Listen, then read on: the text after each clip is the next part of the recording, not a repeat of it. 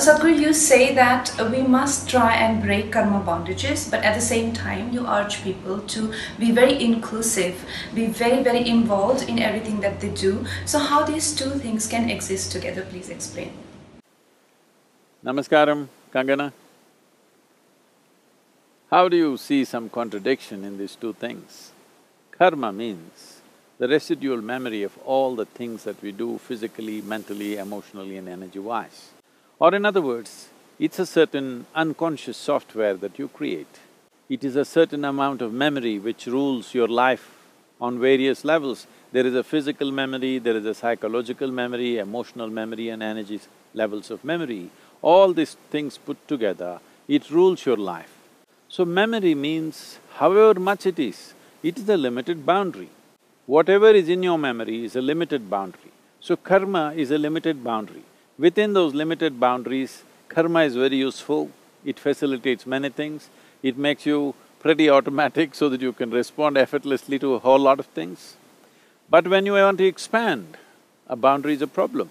If you just draw a boundary of, let us say, your territory of home, now if you want to expand, very easy, you just have to move out.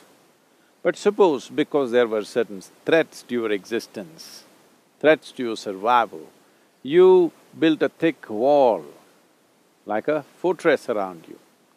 Now, you feel safe when there are threats, but suppose there is no threat to your life in any way, then you naturally want to expand. When you want to expand, moving this huge wall and expanding your boundary becomes very difficult.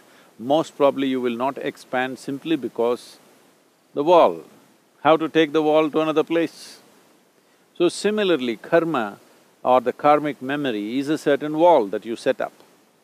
If you don't loosen it up, if you do not bring inclusiveness into your system, inclusiveness is not just as an idea of being friendly with everybody. Inclusiveness into your system, when I say inclusiveness into your system, as you exist here we are in this jungle, what this tree is exhaling, I'm inhaling, what I'm exhaling, the tree is inhaling. Let me not make a statement about the tree, but most human beings may be unaware that this transaction is going on. If we were conscious this transaction is going on, then this experience of just sitting here and breathing is absolutely fantastic and ecstatic. But if you're unconscious, you're still being nourished by the oxygen that the tree is letting out, but you're missing the experience.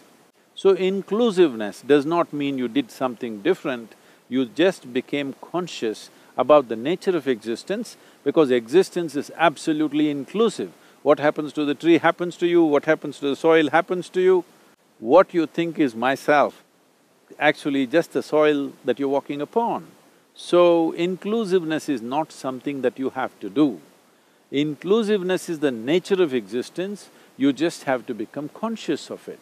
Karma is the nature of your individual existence, you have to just become conscious of the limitations of your karmic boundaries. If this awareness comes, rest is handled by life itself.